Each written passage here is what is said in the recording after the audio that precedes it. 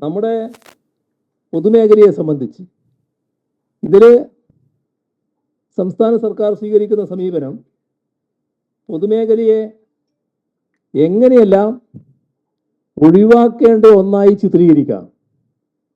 ഇതാണ് സർക്കാരിൻ്റെ സമീപനമായി കാണുന്നത്.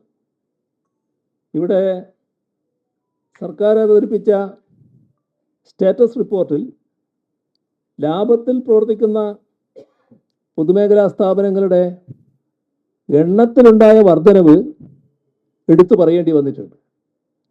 അത് അവർക്ക് പോലും മറച്ചു വെക്കാൻ കഴിഞ്ഞിട്ടില്ല. എന്നാൽ നാം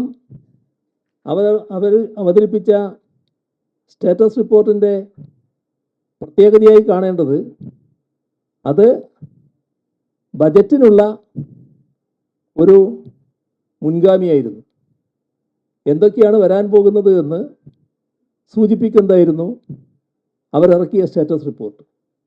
നമ്മുടെ തന്ത്രപ്രധാനമായ ധാതു ഖനന മേഖലകളെ സ്വകാര്യ കുത്തകകൾക്ക് തുറന്നു കൊടുക്കാനുള്ള ബജറ്റ് നിർദ്ദേശങ്ങൾ വന്നു.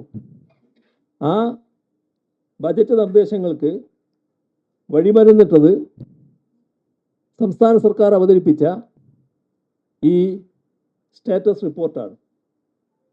വാഗ്ദാന ലംഘനങ്ങൾക്കുള്ള മുൻകൂർ ന്യായീകരണം അത് കണ്ടെത്താനുള്ള ശ്രമമാണ് സ്റ്റാറ്റസ് റിപ്പോർട്ടിലൂടെ സംസ്ഥാന സർക്കാർ ചെയ്തിരിക്കുന്നത്.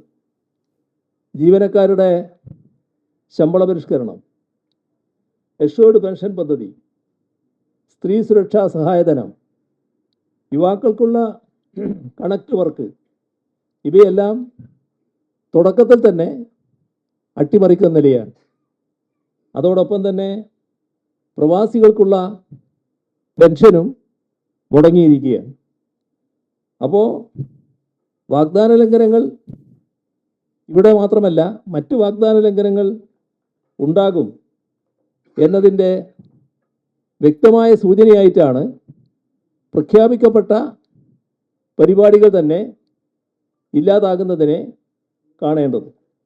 25,000 കോടി രൂപയുടെ അന്തർ സംസ്ഥാന നികുതി ചോർച്ച ഉണ്ടെന്ന് പറഞ്ഞവരായിരുന്നു ഇവർ. എന്നാൽ അതിനെക്കുറിച്ച് ഒരക്ഷരം ഇപ്പോൾ മിണ്ടുന്നില്ല എന്നതാണ് വസ്തുത. ഇതെല്ലാം കാണിക്കുന്നത് വ്യാജ പ്രചരണങ്ങൾക്ക് ഒരു കാലപരിധിയുണ്ട്. പക്ഷേ അതിവർക്ക് ബാധകമല്ല. ഒന്ന് തീർന്നാൽ മറ്റൊന്ന് എന്നതാണ് UDF-ൻ്റെയും അവരുടെ പാർശ്വവർത്തികളുടെയും തന്ത്രം. ഇതിനെ യഥാർത്ഥ വസ്തുതകൾ അണിനിരത്തി പ്രതിരോധിക്കുക എന്നതാണ് ആവശ്യം. അത്തരമൊരു പ്രവർത്തനത്തിൻ്റെ ഭാഗമായാണ് വസ്തുതകളുടെ ധവളപത്രം തയ്യാറാക്കിയിരിക്കുന്നത്.